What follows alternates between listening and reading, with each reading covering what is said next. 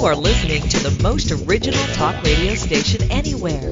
We are LA Talk Radio at latalkradio.com.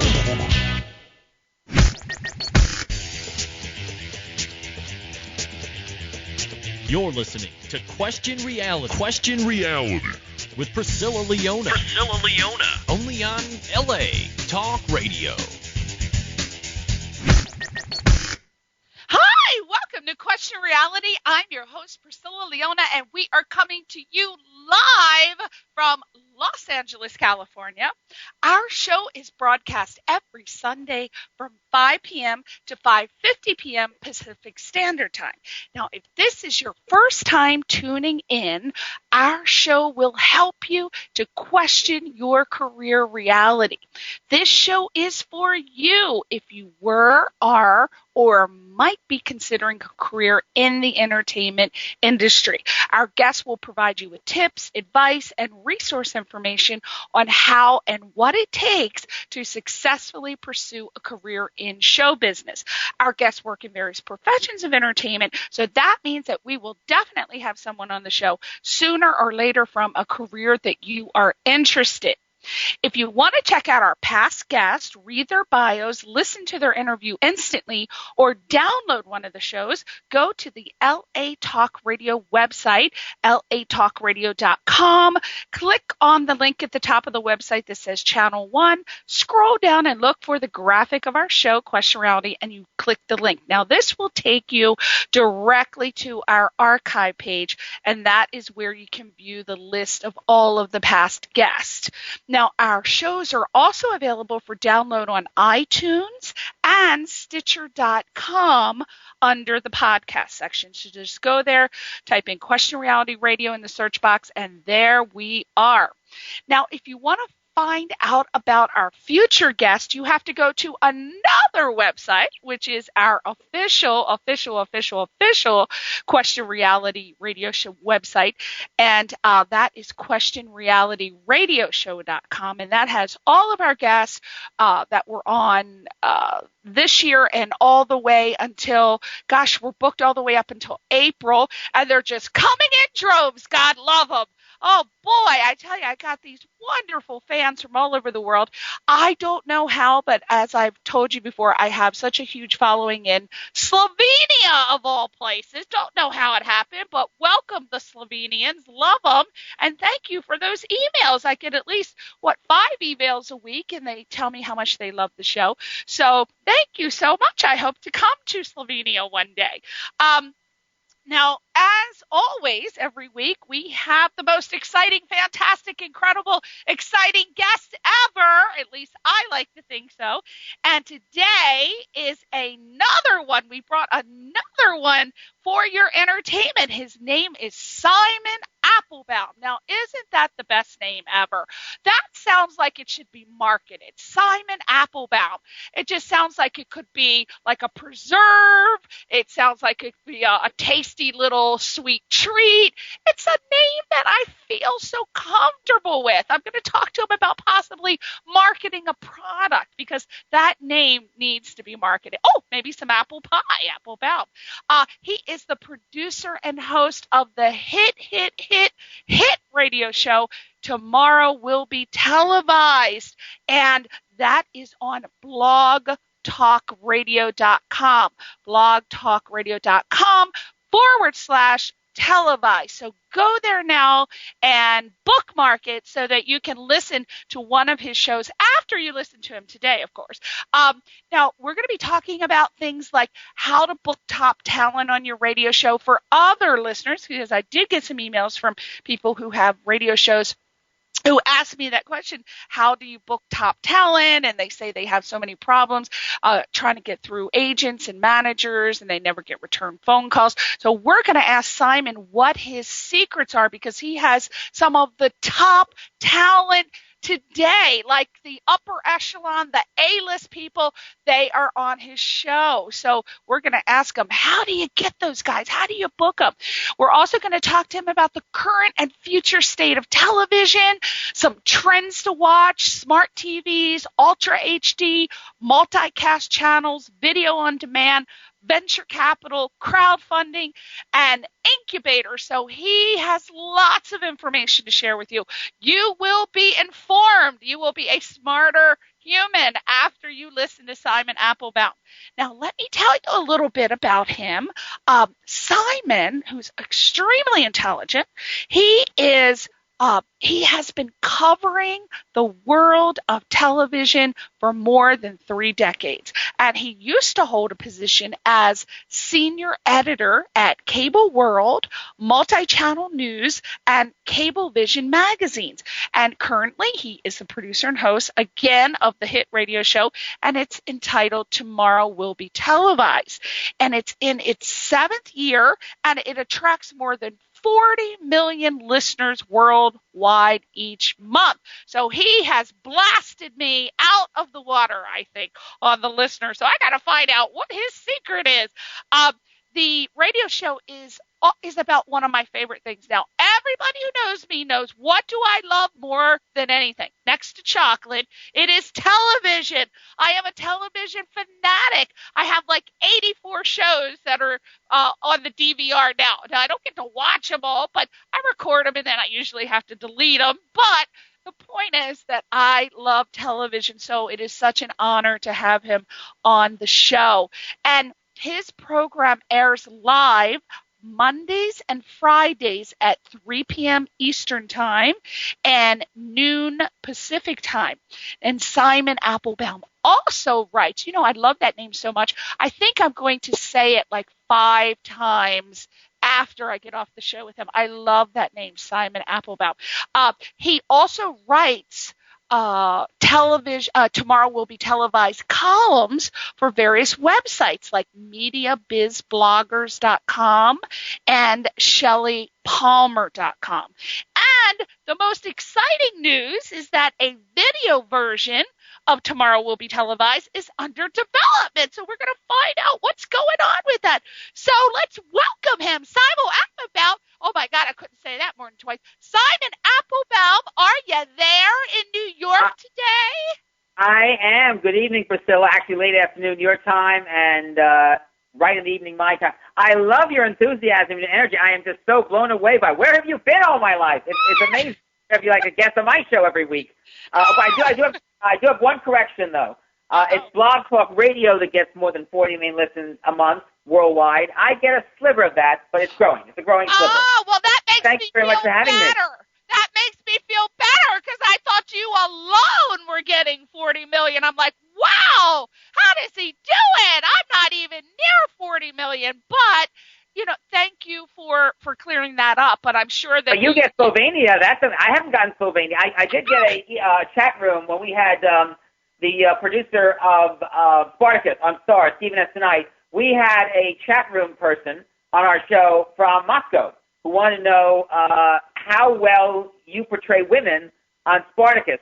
When that show was on Stars the last couple of years, this chat room person said that you portray women very well. What is it about the writers that have you do it? It was really amazing. But you beat me on Slovenia. I'll work on it, though. Okay, well, I'll have to turn them onto your show so that you can get some emails every week from Slovenia, and that they offer to send. I have gotten treats from Slovenia. They send you, they're lovely people. They send you all of these unique treats in the mail. Now, of course, by the time it gets here, it's stale, but I really appreciate the thought, and I do try to revive it and eat it, and it's really quite good. So really great country, just the warmest, nicest people ever. Now, let's talk about Simon Applebaum, and I'm sorry, I love your name so much. I hope you don't mind me saying the full, complete name. No problem. No problem whatsoever. I love that your mother named you Simon Applebaum. I love that this woman named you because I get to say it. Now, when you were a child, we're going to go back way back, when little Simon Applebaum was a child, what did you see yourself doing when you grew up? I wanted to be Wonder Woman. What did you see yourself wanting to be or do? I wanted to be a performing artist. I went to school at American University in Washington, D.C. I had done acting in musical theater in high school and junior high school, and I wanted to have a role in that world, whether it was as a musical comedy performer or someone who conducted an orchestra. I loved conducting, still still appreciate Leonard Bernstein was my idol at the time. But as I got into school, unfortunately, American University at the time, and this was back in the mid-'70s, had the performing arts department in one place, the music department in another, and never the twain met. So, like, for example, we would never do musicals. The performing arts would do musicals at the music department, and the music department would never do musicals, which is one of my favorite things. And as I got going at college, I really enjoyed radio. And I got into the idea of covering, and that was where I first covered television. I used to do a 5-minute commentary every weekday called the Boob Tube Review, 4:40 every weekday afternoon, where I would do commentaries, reviews of shows, the latest news on TV. And that's how my interest in, I always loved television. I used to watch it so much growing up as a kid. And I went from trying to become a music or performing arts major to being a journalism major. And luckily at the time, AU had a wonderful professor who at the time was the executive producer of the CBS Evening News, Walter Cronkite, back in the 60s. And we also have Lincoln Ferber, who was the original producer of Washington Week in Review, and also later a moderator of that show on PBS in the 70s. And we had wonderful people who would come to see us at school, and luckily at the time, WAMU, which was the AM radio station, not the FM station that's now National Public Radio affiliated with, would be the radio station I could go after school. Would be a DJ, be a public affairs host of programming like this. But FM in the journalism department had 5-minute student newscasts. They were student produced 3 times a day, and I would ultimately be one of the anchors. And that's how I got my love of journalism. And then I had an internship on, at that time, the McNeil-Lehrer Report, the predecessor of the NewsHour and currently PBS NewsHour. And that's where I learned how to research a story, how to look for different angles to a situation. To work on one story a day was wonderful with Robert McNeil and Jim Lehrer, where I was based in D.C. And then I really got into, hey, journalism is my career. And as it turned out, the road led to being a trade press journalist covering television. And I've been doing it, covering TV now for 3 decades plus, almost 3 or 3 years. So way back when you were young, a child or a young adult, and you expressed to your family what your career decisions were going to be, that you wanted to be in entertainment, was your family supportive of your decisions? Are they from an entertainment background? What did they say? What did they think? What did they do? They loved it. My parents have been very supportive people. Hi, Mom and Dad, for listening. They're now in New Jersey, but we all were growing up in Brooklyn, Mill Basin. And the thing was that my parents were incredibly supportive to whatever career direction myself, my brother, my sister took, whether it was in my brother's case to assist my father in insurance and my sister's case to be a wonderful parent. They all supported our careers. Nothing was off the table. Nothing was, you can't do this, you can't do that. It was always, go for it, follow your heart, follow your dreams. Oh, that's wonderful. You're very fortunate. Most parents are like, oh, hell no. Oh, no, you're not. Oh, you're not going into entertainment. You are going to be a lawyer or a doctor or somebody that makes never in my parents' case. Never. That's wonderful. Now, so you eventually ended up as an editor. Why did you originally choose to accept a position as an editor? What attracted you? Well, originally I wanted to see if I could become a radiocaster. And at the time, when I graduated in 1978, there was a possibility of a national college radio network, which still, believe it or not, to this day, has never been tried. We have college radio stations all over the country, but they've never been interconnected in a national service the way you have with, at that time, you had ABC Radio, you had the CBS Radio Network, you had NBC doing services. Mutual Radio was very big at the time. And there was a hope that there would be a college radio network with Brooklyn College as one of the affiliates. And I applied for that. Unfortunately, it never came off.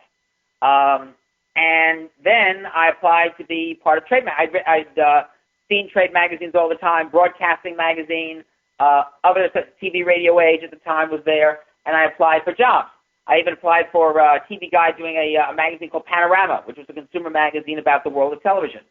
And the original publishers of Cablevision, Tisch Publishing out of Denver, had come up with a mag called Watch.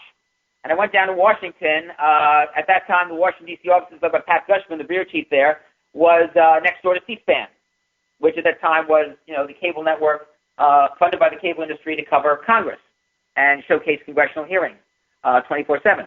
And after the interview, I was able to get the job as a freelance writer for Watch, which was going to be this trade magazine with the same goal as Panorama, cover television's future.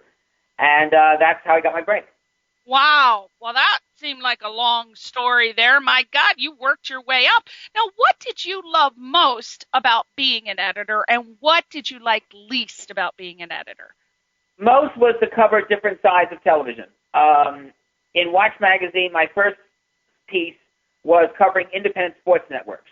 And I did that because nobody had ever covered some of the syndicators that were into sports programming. Many people may not know this, but many of the great college football games were not covered on network television. They were covered by syndicators like the Ms. Lou Television Network. College basketball came out of TBS, which is headed by the great Chicago entertainment and sports person Eddie Einhorn. In fact, the New York City Marathon was not originally covered by ABC or NBC or CBS. It was covered in syndication by Marathon Entertainment, formed by a man named Alan Newbell, who was an associate producer at TBS. Bill Mazer, the great New York sportscaster who passed away 2 weeks ago, was the original host of that first ever marathon coverage in the early 80s. It was assisted by Marla Curry, the ABC track and field analyst at the time. So I felt that, here's a side of television that people don't know about, how they come to be and where it was at. And my first interview was with Vic Piano, who was his brother Claude. How about that for a name, Vic Piano? Vic was the co-founder with his brother Claude and Ms. Lou. Howard David was Mr. Ms. Lou announcer at the time. And I had a chance to meet them all, and that was my start. So what I liked about was to cover things like SIN, the first Spanish-language television network, now Univision, to cover independent network news, which was the first effort to do a syndicated nightly news program out of WPX here in New York, and shows like that. What I didn't like was sometimes the hours, and sometimes having to use a typewriter rather than a computer or, at that time, the modern things. And fax machines were in vogue, and fax machines took hours to file stories. I was in New York, headquarters were in Denver, and we would take hours to get stories in. But one thing that I also got in that first year was I got a chance to see one of the great TV shows of all time. I went to, one of my assignments was to go to NBC near Rockefeller Center and cover their fall season preview. And that was the year that they had shows like Games People Play with Brian Gumbel, Harper Valley PTA with Barbara Eden. And then at the very end, and they showed clips, and they had Brian Gumbel come on, talk a little bit about the show and that kind of thing. And then NBC showed the first episode of Hill Street Blues. And people did not know about this show. They didn't know how a groundbreaker of a show it was, produced and written by Stephen Boschko and Michael Cazal, with Daniel Day-Travanti and Veronica Hamlin, and a largely unknown cast, directed by a wonderful man named Robert Butler. And that pilot episode just broke all the rules, beautifully done, beautifully shot. And when the show ended and the credits were rolling, there was not a peep in the place. It was like everyone was hit by a bomb. And Robert Mulholland, then the president of NBC, went up to the side of the stage, pointed his finger at the screen and said, "That's a hell of a piece of film." And you knew that was going to be, that was the show that people were going to talk about, and one way or another, and I said to my editor, Bob Rube, at the time when I got back to the office, this is the show that people are going to talk about. And it was, and of course, it's one of the great shows ever made. Absolutely, for sure. I remember, that's an oldie but a goodie. What characteristics do you feel that it takes to become a successful editor for anyone that's looking to pursue that field? You have to be inquisitive. You have to have a nose or an eye and an ear for research. You need to really research your subject. I think you got to be willing sometimes to go the extra mile to have a story happen. And if you're, say, an interviewer, as I am, or somebody who you have to really have good subjects. You are only as good, I think, as your subjects in terms of how open they are, the way you make them, the way you deal with them, to be straight and open and forward, and to stick to your guns and really have guts to, like, this is the story you want to do, and really be willing, of course, to take suggestions, be willing to take feedback, be willing to sometimes get criticized, for what you do. But I think the key is, put a good story together, read, research, check out what's going on, and always be inquisitive. Always have an open mind. Have the kind of mind that says, you know what, maybe I don't see this trend or I don't see this issue now, but be open to the fact that things can transform, things can move on a dime sometimes. Now, there's so much talk about how, not that I necessarily agree with this, but there's so much talk about that physical newspapers and physical magazines are going to eventually go the way of the dinosaur. If you are pursuing a career as an editor, what venues should you be looking for? What places to work? What should such as online websites, et cetera, et cetera? What do you recommend that a person should be looking for to be successful in a career as an editor, and what field? Like, where do they go? First of all, get an internship. If you can get an internship, go, because that will really. And it isn't, we've gone past the days of the gopher type of internship where you go for the coffee, you don't learn much. Nowadays, a lot of internships, you do learn a lot. And you try to learn all sides of a venture, whether it is a newspaper, an online website, any website, or a television enterprise. Learn as much as you can from that. An internship will give that to you. And when you get the internship, really be, as studious as possible. Really soak up that knowledge and get involved and watch what people are doing. And then the second thing is to do research. Research the opportunities out there. Read the trades. Read the newspaper trade press. Or in entertainment, read the entertainment trade press, whether it is Variety or the Hollywood Reporter or broadcasting cable or multi-channel news where I once worked, or websites like Deadline, Hollywood Daily, and The Wrap. The more you understand the workings of an institution, the better you get at being part of the institution. Absolutely. Now, why are you so interested in having a radio show about television? I love radio. I love the fact that it's a medium which is personal. Mm-hmm. I love the fact that you have an opportunity in a one-on-one way to be intimate with an audience, to get an audience involved. And I love the fact that with my show, for example, you can have extended conversations with people so that you bring out something about them that maybe the audience doesn't know, whether it's the character of the person, their philosophy, the way they produce or a television show or run a television network or as an entrepreneur launching a new venture. I love that kind of immediacy that you get with radio. And I've always loved radio. I grew up listening to great communicators like Paul Harvey or like a Bill Mazer or some of the great radio, or Lowell Thomas, some of the great radio sports and news, or Marv Albert, who's still a great, radio and television play-by-play caster. Even now, we have Sunday Night Football going on. I will listen to the game on Westwood One, the radio syndicator, as opposed to sometimes watching it on NBC, because I like to see how the audio version differs from the TV version and what they emphasize. I just love radio. I love the fact that you can do all sorts of things with it. I admire the radio stations that do music or do news or do talk or not, whether it's commercial, non-commercial, like National Public Radio, and what's being done with satellite radio with Sirius, and of course what's being done with Blog Talk Radio. It's a wonderful medium which gives you the opportunity to express yourself in a very intimate and fun and in a way, one-on-one way, where you're talking to the audience one-on-one, but you're talking to them as a group. Well, you and I, who both, as you can tell, I am a radio lover myself, we were very, very fortunate that radio became available to the everyday average person, or at least I was very lucky, because before you were there were terrestrial radio stations. That's like for people who don't know what that means, that's like AM, FM radio. So if you wanted to work in radio, you had to go get a job as an intern, or you'd have to apply. And there were only so many spots back in the day, or opportunities for you to get on the air if you wanted to be a sportscaster or to have a job on radio.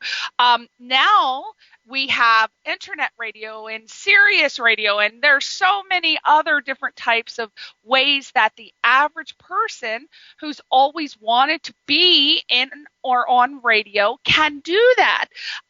What are your thoughts on terrestrial radio, as the rumors say that it is on its last leg, and within 10 years there will be no more terrestrial radio, there will only be internet, Sirius radio, et cetera, et cetera. What are your thoughts on that? Radio is definitely always going to be around.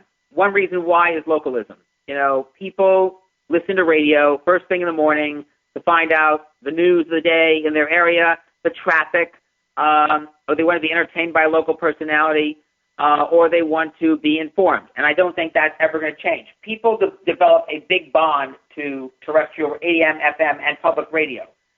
Satellite radio is just getting that bond because of the variety of stations and outlets you can get at one time. Internet radio is a very interesting animal. I think Blog Talk Radio has done a wonderful job to make the ability to produce radio and to have a wide variety of guests every day available. Where I think BTR needs to go is how do we cultivate the audience on a daily basis?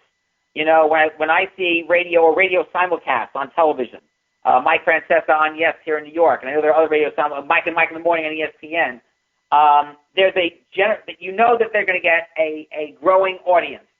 Right now, internet radio in terms of live audience is still touch and go. There are days when I have a lot of people listening to my show live, and there are days when I have few. Same thing with replays of my show.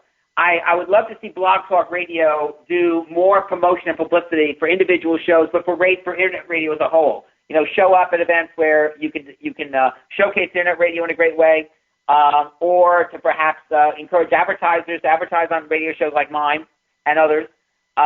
Because I love the fact that with Blog Talk you can get a wide variety of hosts and also a wide variety of guests. Everybody from President Obama down has done Blog Talk Radio. Many presidential candidates have. Many people in all walks of life, celebrities in radio and television included, have done Blog Talk, and they love it. They love the ability to be with an audience and have audience feedback by phone calls and by chat rooms. Absolutely. So, I think that's what we need right now. And I don't know what LA Talk Radio does, but I think that's important. I think the people behind it have to cultivate the audience. It's not just the host's responsibility. It also should be the responsibility of the outlet.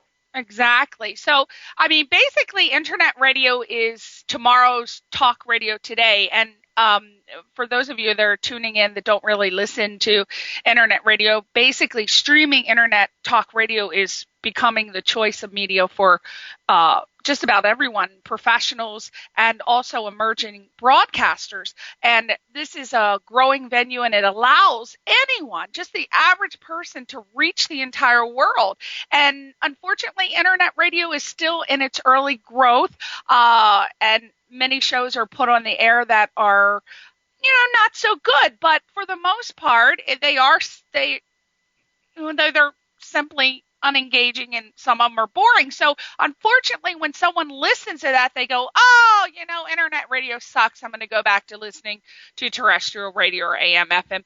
But you just have to search different programs. So I want to encourage people to continue doing that. Now, LA Talk Radio has just really, I'm not really familiar with Blog Talk Radio, but your show will be the first one that I watch, but I've never actually listened to a show on there. But LA Talk Radio has changed all that, and we bring like really innovative and entertaining talk radio programming on the web, and it's very informative. Most of the shows are really uplifting. They're mostly like in your face, irreverent, but always entertaining, because the person who owns the studio, Sam, he is just an incredible entrepreneur, and he is just a genius with being able to pick people who he really knows will take his station to the next level. And so that's the same also with Blog Talk. Thanks. Yeah. Is it really? For example, one of the things that's been wonderful is that they've opened doors to areas that you don't hear discussed on radio. For example, cancer. How do people with cancer live life to the fullest? Well, there's a show on Monday nights called The Stupid Cancer Show that does that and showcases how young people are living powerfully in the face of cancer. There's a wonderful show that's on Friday nights now called World Footprints, some of which is taped all around the world. It gives you the ability to hear people and situations in various corners of the globe. There's a woman named Maya who does a show called Fly Lady and Friends, which is household hints. So there's a wide variety of source material. There's and some of these shows have gotten wonderful fan bases that do listen to the show week after week, whether live or on replay. And again, something like your venture and Blog Talk are great because it gives a voice on a radio to subjects that would not necessarily get covered. I know. I mean, that's what's great about these internet radio stations is that there's so many different topics. I mean, you can go to one website and you can find programs on just about everything. So I highly encourage people to really give internet radio a shot and just check it out. And just because you come across one show that may not be interesting or entertaining does not mean that you're not going to find a show on that same station that's not absolutely incredible. So please, please, please, please give internet radio a try. Now, do you work full-time as a producer host on your radio show, or is this something you do part-time? Or? Yeah, every day, this is my deal. Every day I'm on the phone or on the email with potential guests, or doing my show, or going to covering events that will play into future episodes. It's a full-time gig. You're always on the phone. You're always, researching subjects. You're reading the websites that cover TV to follow what's going on, what new things are happening, what may be developing into a trend. It's a full-time gig, and as part of that, I also write tomorrow columns for MediaVizBloggers.com, led by a wonderful media analyst, Jack Myers, who I've known for years, and ShellyPalmer.com. Shelly is an entrepreneur who has done work with the National Academy of TV Arts and Sciences in New York. He does a 1-minute feature that's syndicated by United Stations Radio Network. And they're two wonderful people to work with. And the nice thing about all of that is I get a chance to do a show, which I love, or columns I love, and I'm never censored. People trust what I do, and I try when sometimes I deal with sensitive subjects to cover them in a sensitive way that is family friendly. Absolutely. I for people who want to or thinking about possibly doing an internet radio show. It really depends on who you go with, but usually, like, for example, LA Talk Radio, we pay an hourly fee to have a show, and you can either choose to have advertisers or you don't have to have advertisers. And what's great about LA Talk Radio is that they don't have any contracts. They don't make you sign contracts. So for people who are looking to do a radio show, there are certain internet radio stations that will make you sign a contract, and they'll say you have to get this amount of advertisers, et cetera, et cetera. So I just feel very, very lucky to be at LA Talk Radio that you don't have to do that, because sometimes I feel like I have advertisers, sometimes I don't. But what's great about it is that if you do get advertisers, you can get them and charge them, and you can cover the cost that you pay to have your internet radio show. Because I know a lot of people say, oh, I wish I had my own show, but it costs so much an hour, I can't afford it. But that's how you would be able to do that. Now, my question to you is, do you have a staff to obtain advertisers? Do you do it yourself? What are your methods to get advertisers? Tell people some tips in case they're thinking about, starting their own show. What would they do to offset the cost of having a radio show on internet? Well, I don't have advertisers. I don't, unfortunately, have an agent that does it. I did at one point have a company. There was a company I worked with called Sonobyte that we were doing the podcast through, and they were trying to get advertising for the podcast versus show, which I would then split the revenue 50-50. Sad to say, Sonobyte, which was a terrific company to work with, could not get going, and unfortunately, over a year ago, folded. I wish the Blog Talk Radio would find a way to sell advertising again for all of their shows, and that we would be able to partake in the revenue. What happens is that BTR does sell advertising on the homepage of my show, and I do get a cut of that revenue. If there was a way that we could get some sort of representation for internet radio in the ad community, that would be great. And whether it's through Blog Radio or maybe through a consortium of various entities, whether it's Clear Channel or LA Talk Radio, or there's some companies I know they're doing podcasts like Podcast One and TV Talk Network. If we could find a way to sort of unite all the parties so that they could, let's say, make buys with the like. I would love to have sponsors like a Geico or a Liberty Mutual or a General Foods, a Kraft, or a Firestone or whatever on a regular basis. Are you able to? If we had some way to bring everybody together, that would be a great way to do it. Are you allowed, doing a show for Blog Talk Radio, are you allowed to get your own advertisers to bring whoever you want on your show to advertise, or do they monitor that? Yes, I'm allowed, if I can get advertising support, to have it on. However, right now I can't put audio ads on the show. So the advertising can't be a 30-second spot, but I can, let's say, in the manner of classic radio, voice the commercial myself. I see. Do what Paul Harvey used to do all the time. Yeah. He would page 2 and then do an ad for Walmart or Citrical or some of the other sponsors he worked with, General Life, and I'll be fine doing the same thing. If it brings the revenue in, that'd be marvelous. And if there's somebody from and we do say this on the air, that if you're involved with a national advertiser or know someone who is, contact me. Let's do business. Absolutely. Me too. Simon and I want you to advertise. We have millions of listeners. I mean, my God, there are so many people that listen to our shows. Why would someone not advertise?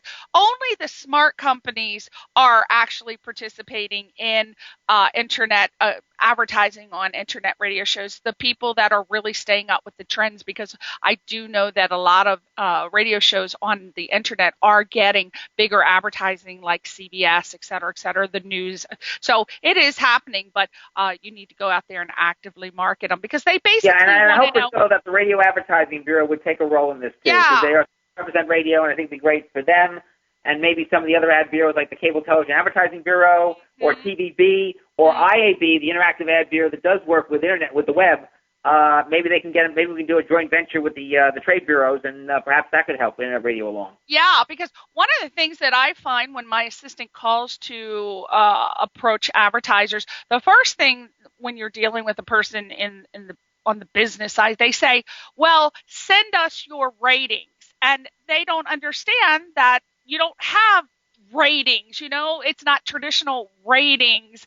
It's not monitored like that. Eventually, I don't know if their internet radio will be monitored and we'll be able to show a report, but we're not able to do that. So people on the business side don't want to spend advertising dollars if they can't see in black and white what the ratings are. They want a rating chart of some sort. So unfortunately, they're still stuck in that old-fashioned mentality, and there's no way to show that. So we lose a lot of business because of that. A lot of advertisers don't want to risk it and pay money for that. But hopefully, someone will think of a way to do that. So now recently you had. I want to bring this up because when I was checking your website out, I nearly lost my mind, Simon.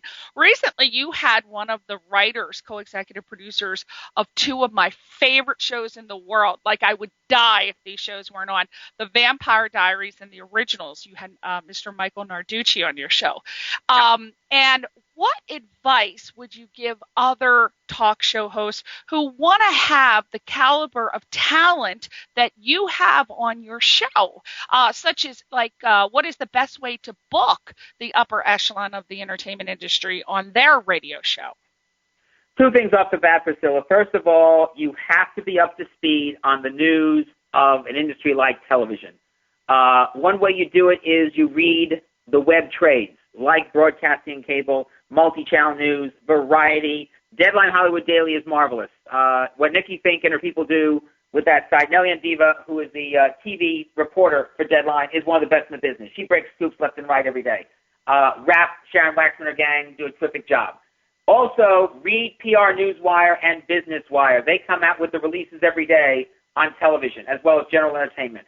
And it's important that you note that at the end of those releases, you get the PR contact. You usually get an email, you get a phone number, and you get a name. Take them down. Second thing is, get yourself known with the public relations people at the various networks, whether it's ABC, CBS, ESPN, CW. In the case of CW, I go every year to what they call their upfront. That's when the networks showcase what's coming up in the fall season. So I go there every year. I get to know the PR people face to face. I have requested, by the way, it's very interesting. We have tried to get a lot of people from the CW on the show, and it's been touch and go for many of their shows. But luckily, we got Michael from the originals and Vampire Diaries. I knew he did. I did not know he did Vampire Diaries beforehand, and that helped me in terms of preparing the interview. But the other thing that hit me was I also read Wikipedia, and I also Yahoo and Google stuff. And one of the things I did not know about the originals is a program where all the scripts are co-written by men and women, which is very, very rare for a television series. So that was the basis of a question, and Mike was great to answer it. So, read press releases, take down the information about who the contacts are, get to know the networks, call them up. Also, many networks have their own websites. ABC is ABC MediaNet, which also covers Disney Channel, ABC Family, Disney Junior, Disney XD, CBS covers Showtime, CW has their own release, ESPN is Media Zone. Most of the major networks have their own press site, and they should have contacts and email phone numbers for those people, many of whom are based in either New York or Los Angeles. Yeah, and you just call them up and just do your pitch. Write a little pitch out. Feel confident in the pitch. Promote your show. Tell them about previous guests that you've had on that might be someone that they would be interested in. Then tell them that we have worldwide listeners. And, for example, LA Talk Radio has won 2 Frontier 50 awards, which is from Talkers Magazine. So you got to, bring something up that's impressive about the particular station that you're doing. Yeah, you really want to highlight yourself when you do emails or phone calls. Let them folks know, hey, we're in such, we're on VTR. VTR tracks 40 million listeners worldwide. Here's some of our previous guests.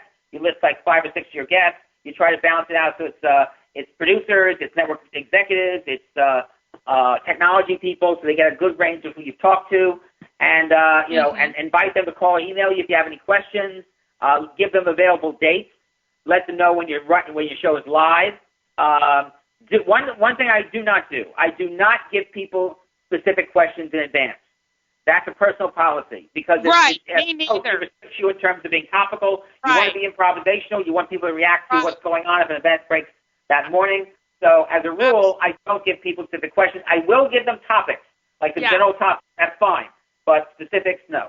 I agree 100%. And a lot of times when you're dealing with, when I personally call agents or managers, it's really hard to get the stars. But they say, we want you to send over your questions, and then they want to approve them, and then it's a lot of red tape you have to go through. So you have to decide whether or not that appeals to you or not. I usually say, why don't you send the questions? But then I don't want to get into a situation where I'm doing like a Leno or Letterman where they're looking at the cue cards and asking the same old dull, boring questions. So I don't really particularly care for that. So I kind of like to do, like you said, do everything improv for sure. Now, in your opinion, the various ways, I want your opinion on with the various ways that you watch programs these days. People watch Hulu and YouTube and Netflix. What do you feel is the current and future state of television? I think television is headed for an incredible outbreak of scripted TV, scripted dramas, scripted comedies, sketch comedies, things like animation, things like that. If you're a television producer, this is the best time you have had ever to get a show on the air because so many networks are now doing scripted television. So many new networks are doing scripted TV for the first time, whether it is Hallmark Channel with Cedar Cove or History Channel with Vikings or Sundance Channel with Rectify or Oprah Winfrey's network with the Tyler Perry shows, Have and the Have-Nots and Love Thy Neighbor. In the year ahead, we've got Discovery Channel, E, Bravo, WeTV, National Geographic Channel are all getting into El Rey, Robert Rodriguez's network, are all getting to scripted TV. So you have that happening. You have Netflix, Hulu, and Amazon, which is breaking out shows this month, getting in. I have to say, what Netflix has done in this year has been incredible. When you think about the fact they've introduced 5 shows, 3 of them were Emmy nominated, House of Cards, Arrested Development, Hemlock Grove. House of Cards won 3 Emmys, including Best Director for David Fincher. Orange is the New Black is one of the most acclaimed shows of the year. If Netflix had released that show, Priscilla, a month or 2 early, we would have seen them win the Best Emmy for Best Comedy. I think they would have won Chunk. And Derek also with Ricky Gervais. They've got more on the fire. They're going to double their original programming investment next year. They want to get into made-for-TV movies, maybe movies that run simultaneously in theaters and on their service. Hulu now has new president Mike Hopkins from Fox. I think they're going to pursue more original shows. Amazon, of course, now getting into it big time.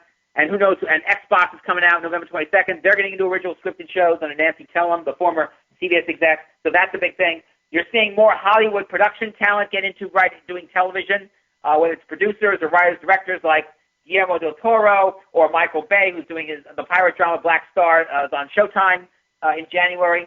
So that whole talent pool is coming together.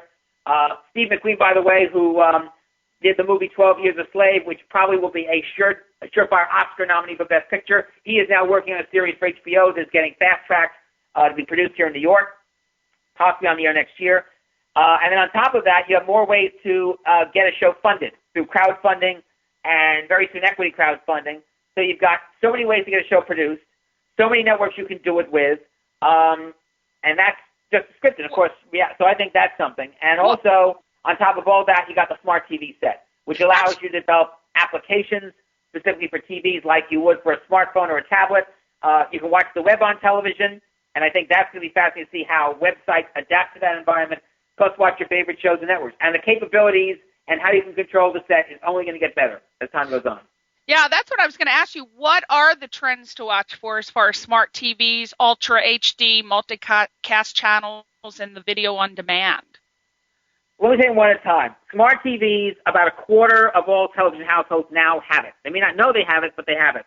Where, again, you can watch your favorite shows and networks, the web, not just web videos, the web, and original interactive apps. And you can control what you see on the set through your voice, through your remote control, through your smartphone or tablet. You can download an app from either one, put it on the TV set, and then your smartphone serves as the remote control. I think Ultra HD is the next level for high-definition TV. Many of the smart TV sets that are now in the marketplace include Ultra HD capability.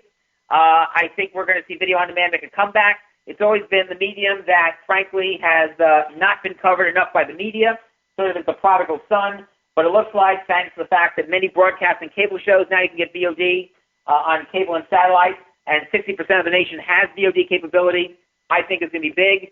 I think we're going to see video chat a la Skype happen through smart TV sets. I think that could turn into a very personal medium, whether it's anything from, I think ticketing is possible.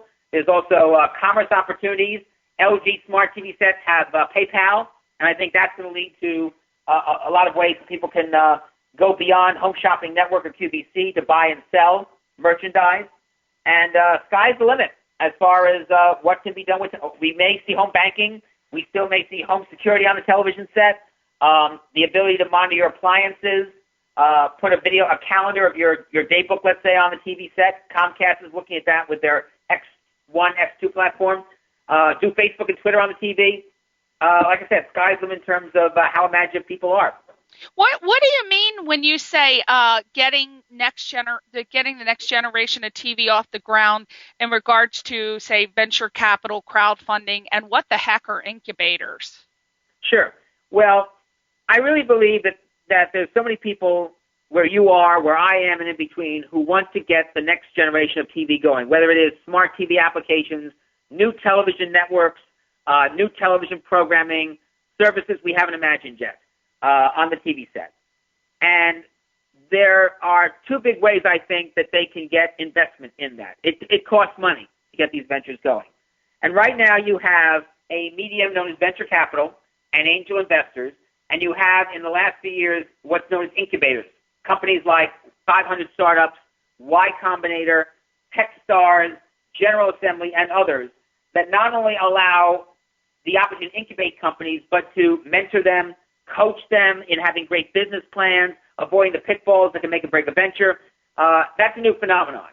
And the problem I see is that VCs and angels and so forth have done a wonderful job funding the Internet. The Internet would not be where it is, Priscilla, including things like this, without venture capital and angels. The same thing with smartphone applications. The same thing with tablets. But when it comes to television, with rare exceptions, the attitude among this whole ecosystem of fraternity is, we don't care, we don't give a damn, we'll make up all sorts of excuses why we won't do it, et cetera, et cetera, et cetera. And that's despite the fact that some do it. Networks like Nuvo TV, TV One, what is now known as CBS Sports Network, the companies that did technology of video on demand, some of the video on demand services like Healthy Nation, all got VC money as startups or angel investors as startups. And yet the majority of the industry does not care.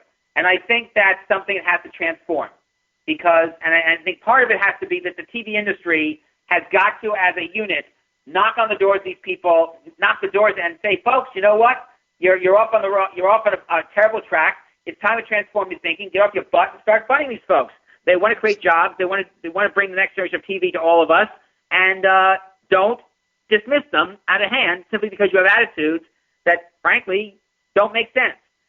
When it comes to crowdfunding, you now have the ability to fund individual shows through Kickstarter, through Indiegogo. There's a website called Mobcaster that actually helps get television pilots funded.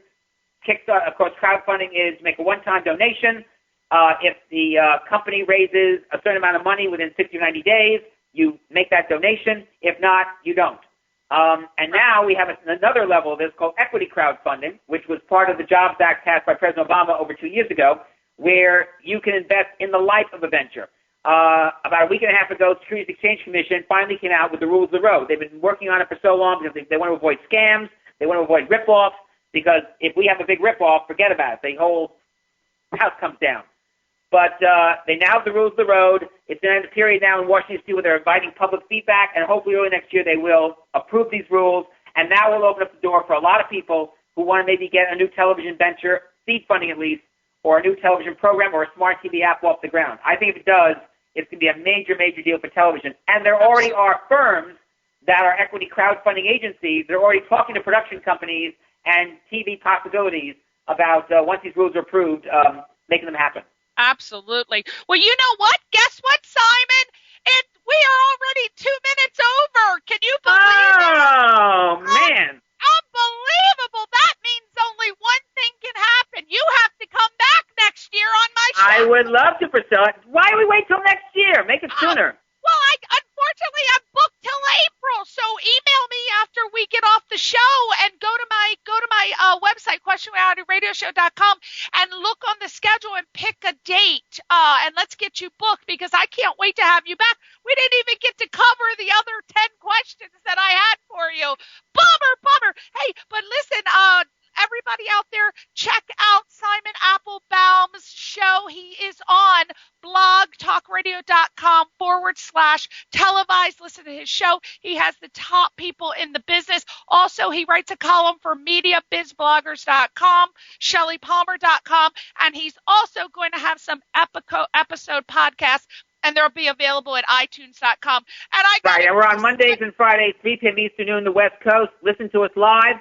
Call in, and also use our chat room, Simon Apple 04. We would love to have you be part. We also do a trivia question every week, where if you answer it on Monday, we pose the question Monday. You answer it, first one with the correct answer, we highlight you on Friday. That's a great deal. That's it. Listen to Simon Applebaum. Thank you so much, everybody, for tuning in. I'm losing my mind. Thank you for tuning in, and we'll see you next week. Oh, not next week because that's my birthday party. We're going to see you the week after because I'll have a hangover from Wild Turkey Whiskey on Sunday. So tune in the next week for my show. Thank you, Simon Applebaum, and we'll see you next week on Love Michelle. Take care. Bye.